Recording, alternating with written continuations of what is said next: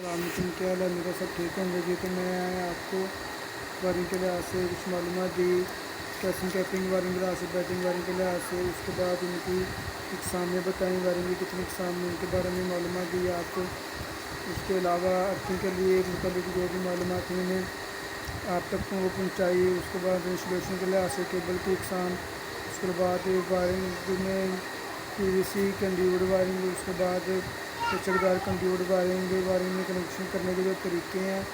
उसके बाद wire cable के स्ट्रेटेड केबल के हिस्से के कंडक्टर या मोटर इंसुलेशन के बारे में। उसके बाद हिफाजती खुद की जो इकसाम है उनके बारे में, वायर केबल की इकसाम के बारे में, इंसुलेशन के लिहाज से केबल की जो इकसाम उनके बारे में, कोर के लिहाज से केबल की इकसाम के बारे में, करंट के गुजरने की सलाहियत में स्ट्रेंथ की बताई।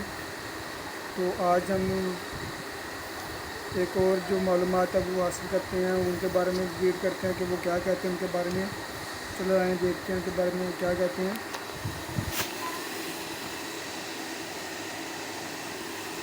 जी, तो वो कह रहे हैं कि दोहरा जॉइंट फ्लेक्स जॉइंट, ये कह रहे हैं कि ये जॉइंट दो या दो से ज़्यादा कोर की केबलों को जोड़ने या इनकी लंबाई में इजाफा करने के लिए बनाया जाता है। ये जॉइंट घरेलू और पावर वायरिंग में इस्तेमाल होता है। उसके बाद कह रहे हैं कि ये जॉइंट सीधा ट्विस्ट और टी दोनों शक्लों में होता है।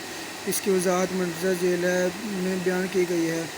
कह रहे कि दोहरा सीधा जॉइंट, कह रहे ये जॉइंट ट्विन कोर केबलों की लंबाई बढ़ाने के लिए इस्तेमाल किया जाता है। इस जॉइंट को इस तरह लगाया जाता है कि एक कोर का जॉइंट दूसरे कोर के जॉइंट के बिल्कुल सामने ना हो, बल्कि ज़रा हट कर हो। उसके बाद कर उसके लिए जो सामान है, twin core cables, 1 metre soldering wire, हस्ब ज़रूरत रेगमाल या एम्बरी पेपर इस्तेमाल शुदा।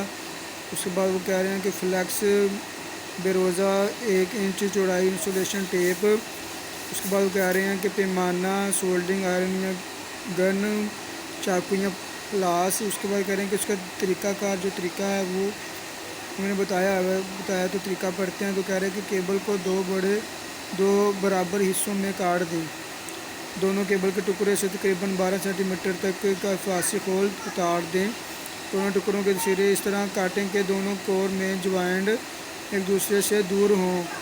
उसके बाद कह रहे हैं कि दोनों टुकड़ों से एक कोर को 4 सेंटीमीटर लंबाई तक काट दें, यानी एक में ऊपर वाला कंडक्टर और दूसरे टुकड़े में नीचे वाला कंडक्टर काटें ताकि ज्वाइंट आमने सामने ना आए। उसके बाद कह रहे हैं कि शक्ल में वाज़ेह दिखाया गया है। ये देखें, उन्होंने डायग्राम दिखाई हुई है 8 सेंटीमीटर से 4 सेंटीमीटर के। ये फिगर ए है और ये फिगर बी है। ये देखें कि ये बिल्कुल भी अपने आमने सामने नहीं है। वो कह रहा है हर कोर से तार बिलतरतीब 4 से 8 सेंटीमीटर तक इंसुलेशन उतार दें। उसके बाद कह रहे हैं केबल्स के दोनों टुकड़ों को इस तरह एक दूसरे के आमने सामने रखें कि टुकड़े का बड़ा सिरा दूसरे टुकड़े के छोटे कंडक्टर के साथ छू सके। उसके बाद वो कह रहे हैं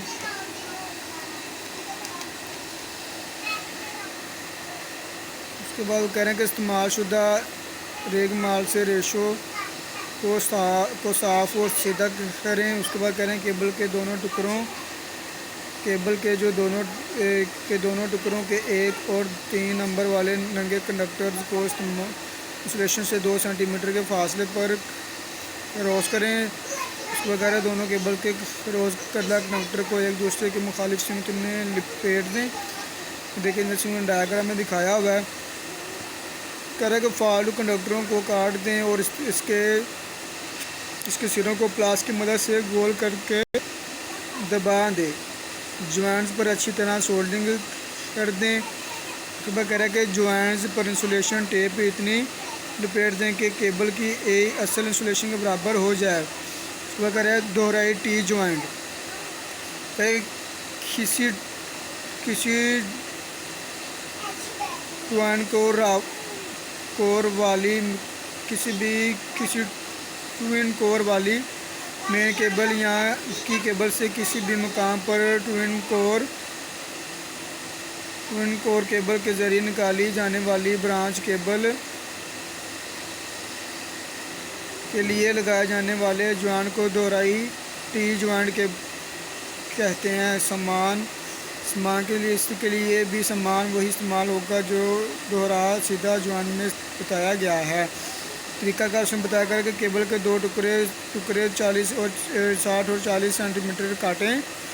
एक टुकड़े के दरमियान तकरीबन 10 सेंटीमीटर, दूसरे टुकड़े के एक सिरे से 12 सेंटीमीटर तक बैरूनी फांसी खोल उतार दें। केबल के जिस टुकड़े के दरमियान से बैरूनी फांसी खोल उतारा गया है, इसके दोनों कोर की इंसुलेशन 3 सेंटीमीटर इस तरह उतारें कि नंगे कंडक्टर्स एक दूसरे के सामने ना हो बल्कि आगे पीछे हो।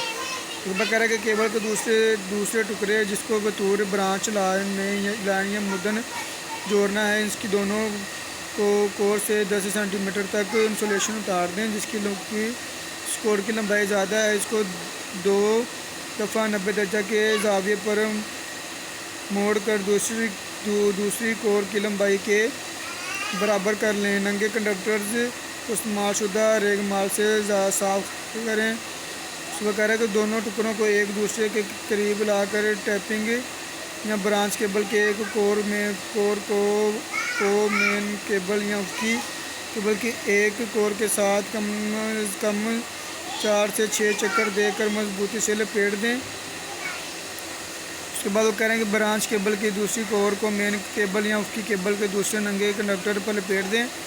फालतू कंडक्टर को प्लास की मदद से काट कर इसके दूसरों कोर को गोल करें और दबा दें।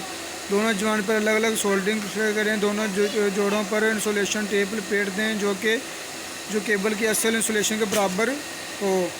देखिए जैसे उसने डायग्राम में दिखाया हुआ है ये। उसके बाद वो कह रहे हैं एहतियाती केबल की दोनों कोर से इंसुलेशन इस तरह उतारें कि नंगे कंडक्टर आमने सामने ना हो।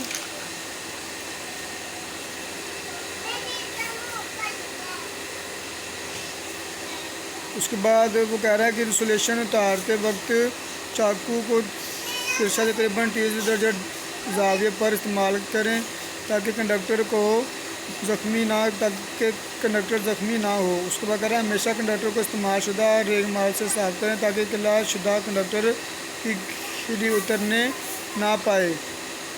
ज्वाइंट में बरकी और मकानी लिहाज से मुकम्मल और मजबूत होना चाहिए। प्लास की मदद से कंडक्टर्स के आखिरी सिरों को दबा देना चाहिए ताकि नोकदार ना रहे।